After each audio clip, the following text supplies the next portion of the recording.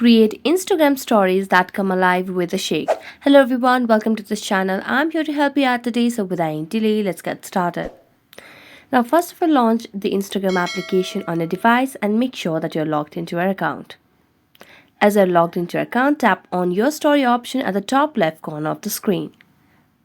Here, you can simply select a picture from your gallery or you can click a picture. I'm going to select a picture over here and then tap on the sticker icon at the top of the screen.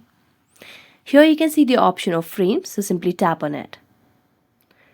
Now select any of the picture to put in the frame. So I'm going to select the same picture and put in a caption. So you can keep any of the captions over here.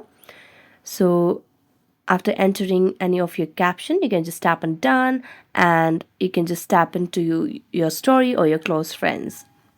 So when the story gets uploaded, you can just make a view of the story. Here you can see people can shake the phone to reveal this particular picture in the frame.